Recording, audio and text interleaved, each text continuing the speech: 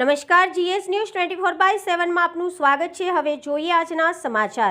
Upleta Vadla road ઉપર ગરીબોના ઝૂંપડામાં પાણી ભરાતા ગુજરાત સિક્યોર ન્યૂઝનો અહેવાલ રજૂ થતા તંત્ર દોડતું થયું। તત્કાલ નગરપાલિકાએ હુકમ કરતા પાણીનો નિકાલ ચાલુ। નગરપાલિકાના ચીફ ઓફિસરને રાત્રે વાડલા રોડના વધુમાં કિશોરભાઈ રેબડિયા જણાવે છે કે કિશોરભાઈ રેબડિયા અને ત્યાંના રહીશોની સમસ્યાનો અંત ક્યારે આવશે એવા કિશોરભાઈ રેબડિયાને તાત્કાલિક માંગણી કરેલ અને ગરીબની સાથે અને સેવા કરતા હરપાલસિંહ રણુભા જાડેજા અને ચંદ્રપાલસિંહ જાડેજા સતત ગરીબોના વારે શૌચાલયની વ્યવસ્થા ક્યારે થશે?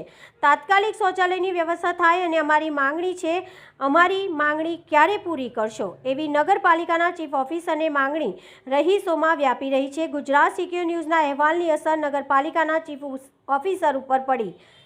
Reporter Amrutbhai Ranva, Gujarat secure news, Upleta.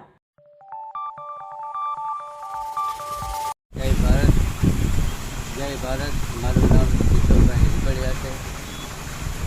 જિલ્લો રાજકોટ, ઉપલેટા તાલુકો, વાડલા રોડ ઉપર સ્થાનિક વોર્ડ નંબર 3માં અમે રહીએ છીએ।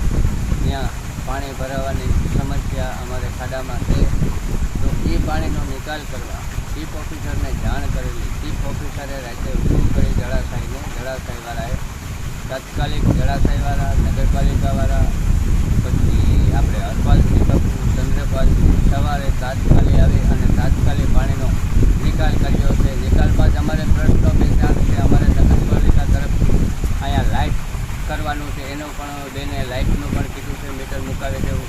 પછી શૌચાલયનું પણ અમને કીધું છે કે શૌચાલય અમુક થોડાક ટાઈમમાં કરી આપશું। આવો બધાએ કામ કરેલી અને અત્યારે અમે ગુજરાત સિક્યોર ન્યૂઝ અને જળાશય ટીમ, નગરપાલિકા ટીમ અને ભાઈ આપણે હરપાલસિંહ અને ચંદ્રપાલસિંહનો ખૂબ ખૂબ આભાર માનીએ છીએ।